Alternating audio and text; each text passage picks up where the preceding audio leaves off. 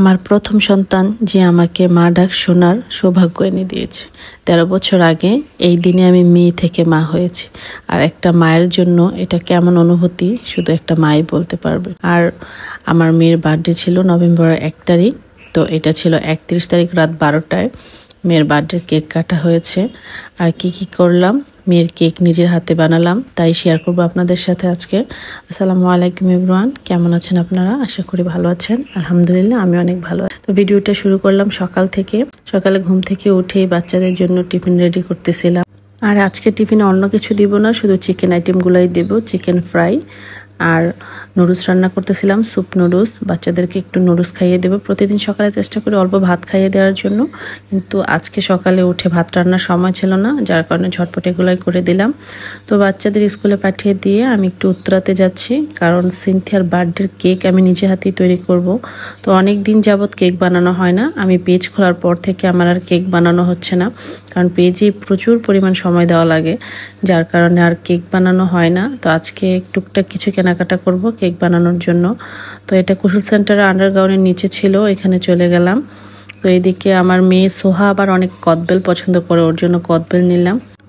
আর এই আতা ফলটা আমার অনেক পছন্দ। আগে আমাদের বাসায় 2টা গাছ ছিল আতা ফলের, অনেক আতা ফল খেয়েছি। এখন আর গাছগুলা নেই, আর এখন মনে হয় আতা ফলের সিজন, বাজার ভরাই আতা ফল।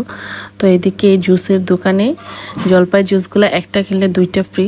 জলপাই জুসগুলো কিন্তু খেতে খুব মজা হয়। এটা রাজলক্ষ্মীতে যারা আশেপাশে আছেন অবশ্যই চিনেন। তো টুকিটাকি কেনাকাটা করে সোহার স্কুল ছুটি, সোহাকে নিয়ে আমি বাসায় চলে আসলাম। তো বাসায় এসে দেখি আমার রান্নাবান্না করেছে চিংড়ি দিয়ে লতি, লেয়ার মুরগি আর রুই মাছ দিয়ে আমাদের ছাদ বাগানের ধুন্দুল।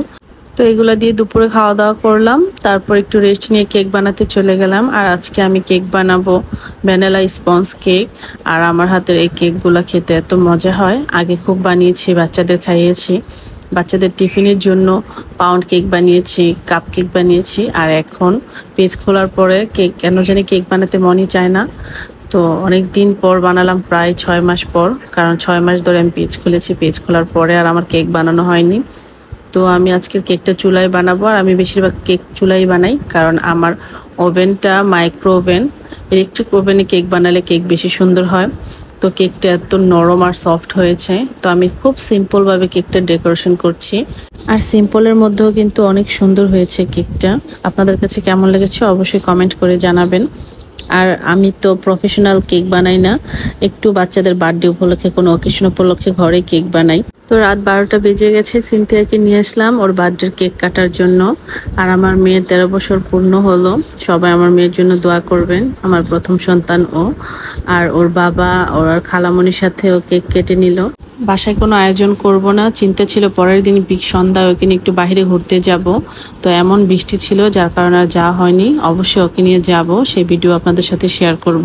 আমার ছোট ভাইকে অনেক মিস করেছিলাম, ও দেশের বাহির থেকে ভিডিও কলে আমাদের সাথে জয়েন হয়ে গেল। তো আমার ভিডিওটা ভালো লাগে থাকলে অবশ্যই লাইক কমেন্ট শেয়ার দিয়ে পাশে থাকবেন। সবাই সুস্থ থাকবেন, ভালো থাকবেন। আল্লাহ হাফেজ।